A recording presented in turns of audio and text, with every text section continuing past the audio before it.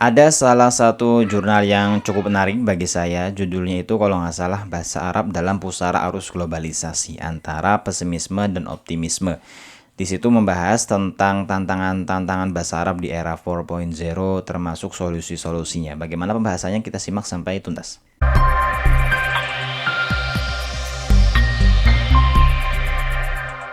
Bismillahirrahmanirrahim. Assalamualaikum warahmatullahi wabarakatuh. Sebenarnya pada pembahasan kali ini kita tidak akan membahas panjang lebar dan tidak akan membedah jurnal yang tadi kami sampaikan ya tentang tantangan-tantangan bahasa Arab di era globalisasi antara pesimisme dan optimisme. Tetapi kita lebih tepatnya barangkali sekedar sharing saja, sharing opini menghadapi tantangan di era globalisasi dalam tanda kutip bahasa Arab ya dengan versus bahasa-bahasa Eropa modern, bahasa Inggris, bahasa Prancis, bahasa Jerman dan sebagainya. Lalu timbul pertanyaan pada diri kita, apakah bahasa Arab masih relevan untuk kita pelajari? Kemudian, apakah kita butuh pada bahasa Arab dan seberapa unik bahasa Arab sehingga menjadikan kitab suci umat Islam berbahasa Arab bukan bahasa yang lain? Baik teman-teman, kita bahas sedikit tentang pertanyaan pertama tadi, apakah bahasa Arab itu masih relevan untuk kita pelajari? Sebenarnya nggak bisa kita generalisir ya bahwa apakah orang awam kebutuhan bahasa Arabnya sama dengan orang akademisi yang concern terhadap bahasa Arab kan tentu beda. Apakah orang non-Islam, orang non-Muslim yang juga harus bisa belajar bahasa Arab juga tidak. Lalu kalau kita rumuskan, bagaimana kita merumuskan kebutuhan-kebutuhan bahasa Arab terhadap gempuran dunia globalisasi? Atau mudahnya seperti ini, kalau kita bagi ya kurang lebih sekitar 3-4 klasifikasi kebutuhan kita terhadap bahasa Arab. Kebutuhan yang paling dasar yaitu kebutuhan sebagai seorang awam. Kita sebagai seorang awam, sebagai seorang muslim, minimal kita butuh terhadap bahasa Arab. Jangan sampai kalau kita doa tetapi kita mengamini nggak paham apa yang kita amini, kan lucu ya. Barangkali di masyarakat kita sering ikut tahlilan atau ikut ibadah-ibadah, kemudian mengamini doa seorang imam dan berbahasa Arab. Pertanyaannya yang timbul, apakah kita sudah paham doa tersebut? Kemudian yang sedikit lebih luas lagi, ketika kita sholat kita berbahasa Arab, apakah kita faham apa yang kita baca dalam sholat tersebut, kemudian apa yang kita fahami dalam Al-Quran yang kita baca setiap hari. Nah, ini pertanyaan yang paling substantif ya. Kemudian kira-kira bagaimana kebutuhan kita terhadap bahasa Arab terhadap orang awam kepada orang awam ya. Sebenarnya kebutuhan tersebut cukup kita pahami saja. Ini jawaban subjektif saya ya, bahwa kalau memang kita tidak ada waktu untuk belajar bahasa Arab, minimal kita paham apa yang kita baca, minimal kita paham bacaan-bacaan di Al-Quran tersebut atau bacaan-bacaan di sholat yang kita amalkan tiap hari, di doa yang kita panjatkan dan sebagainya. Kemudian klasifikasi yang kedua, kebutuhan sebagai seorang mubalik. Ini naik grade sedikit ya, seorang mubalik. Sebelum kita membahas lebih detail, ada satu kisah yang cukup menarik ketika saya ikut salah satu seminar di kampus UIN Sunan Kalijaga, di salah satu gedung UIN Suka. Ini ada seorang ustadz yang mengisi salah satu seminar tersebut. Di situ ustadznya sangat kondang, seorang penulis, seorang mubalik, seorang ustadz, dan menguasai beberapa disiplin ilmu. Tapi yang agak disayangkan, beliau mengatakan bahwa bagi saya bahasa Arab itu nggak terlalu penting untuk dipelajari di era di mana banyak terjadi transliterasi antar bahasa Arab ke bahasa Indonesia, sudah banyak diterjemahkan ya.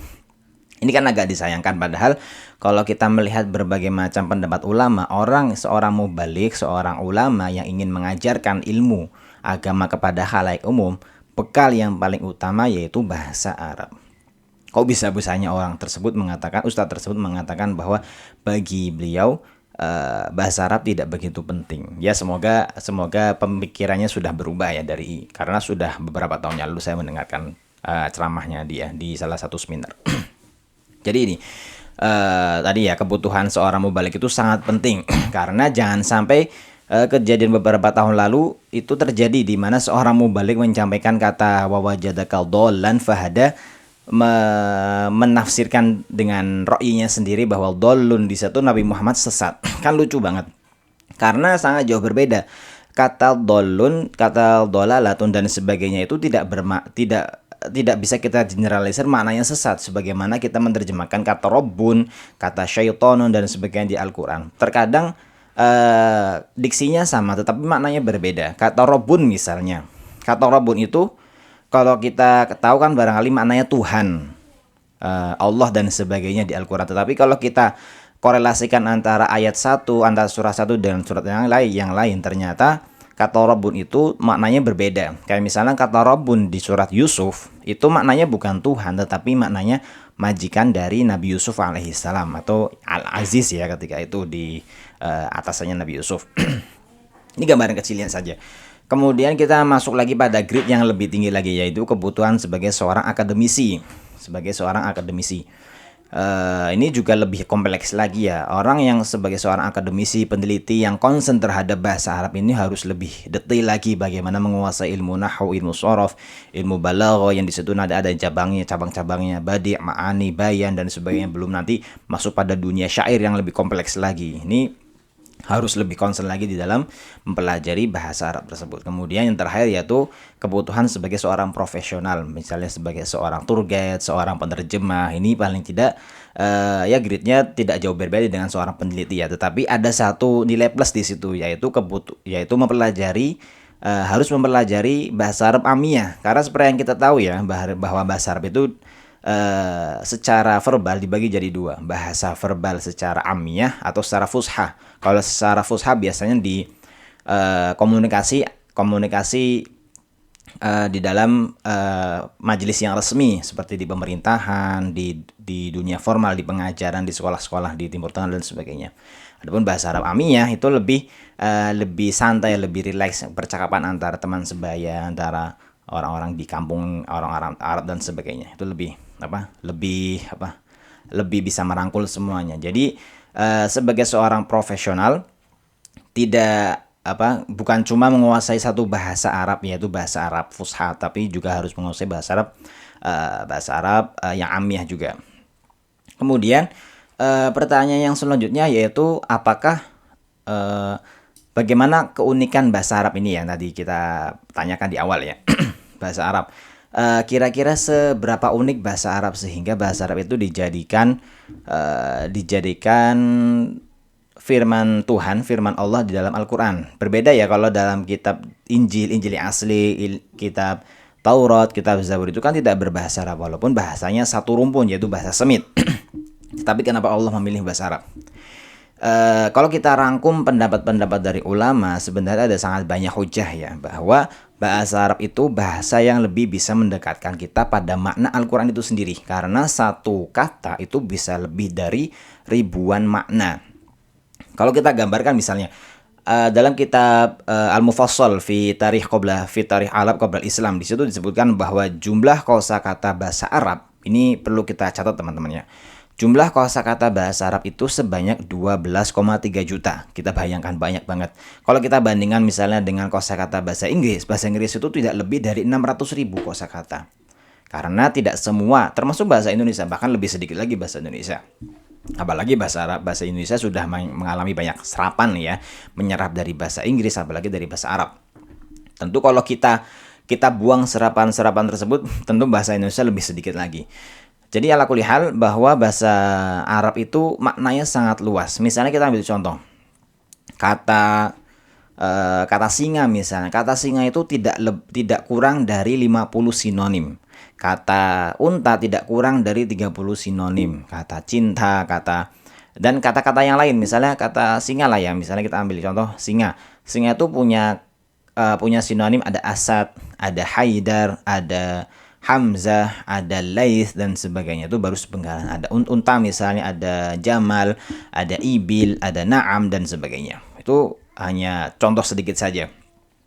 Kemudian setiap huruf ini kan berbeda ya, huruf alfabet dengan huruf abjad. Kalau huruf alfabet itu kan huruf A, B, C, D yang punya huruf vokal. Tetapi kalau huruf Arab itu abjad, nggak bisa berdiri sendiri dan nggak punya huruf vokal, nggak punya huruf kapital. Sehingga membutuhkan dengan yang namanya harokat atau huruf penggerak. Jadi setiap huruf itu membutuhkan huruf penggerak. Dan uniknya lagi, setiap huruf itu punya makna. Kalau kita baca kitabnya Imam Ibnu Hisham, bukan Ibn Hisham mu'arikh ya, seorang sejarah, tapi seorang kalau Ibnu Hisham seorang sejarawan kan hidup di abad ke-2 Hijriah, kurang lebih 2 atau 3 Hijriah. Tapi kalau Ibnu Hisham yang concern pada ilmu bahasa itu kurang sekitar tahun 8 Hijriah.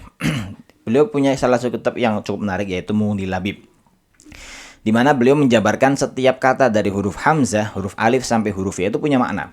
Misalnya ambil contoh, beliau mengatakan bahwa huruf batok itu punya makna lebih dari 14. Bayangkan, huruf batok punya makna lebih dari 14. Misalnya, huruf ba dalam bismillah itu berbeda dengan huruf ba pada kalimat-kalimat yang lain di Al-Quran. Misalnya, huruf ba dalam bismillah artinya apa? Litalsik, untuk kedekatan seorang hamba kepada Robnya. Karena itulah kenapa huruf bismillah itu tidak ada huruf hamzah wasolnya, tapi langsung dari huruf ba sampai langsung nempel ke huruf sa, huruf sin.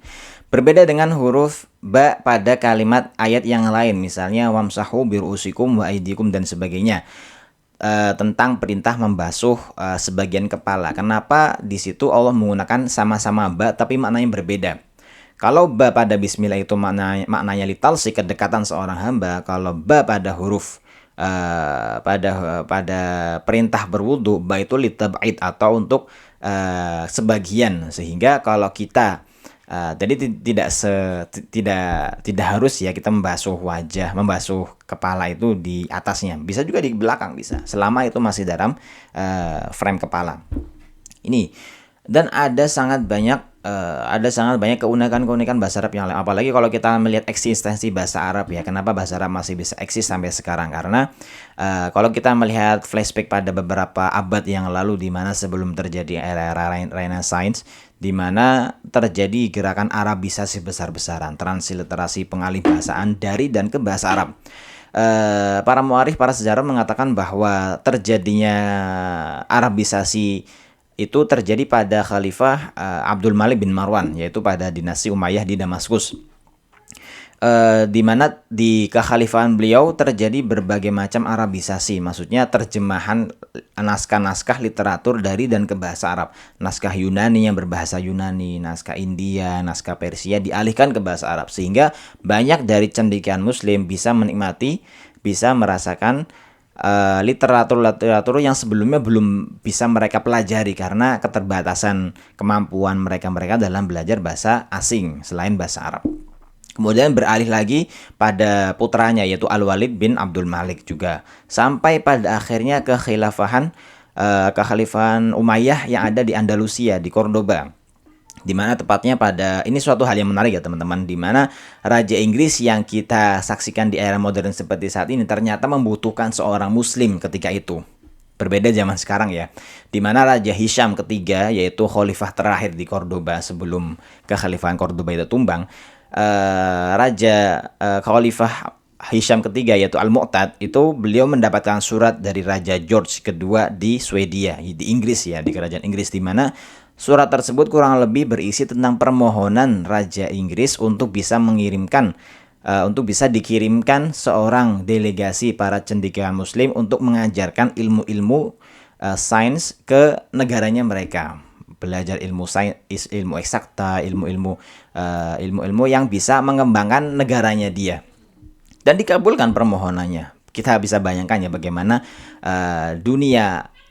dunia ketika itu dicerahkan dengan berbahasa Arab, bukan hanya bahasa dunia, bukan hanya bahasa akhirat yang notabene kita barangkali identik dengan ilmu fikih, ilmu hadis, tetapi ketika itu ilmu-ilmu eksakta juga ditulis dengan berbahasa Arab.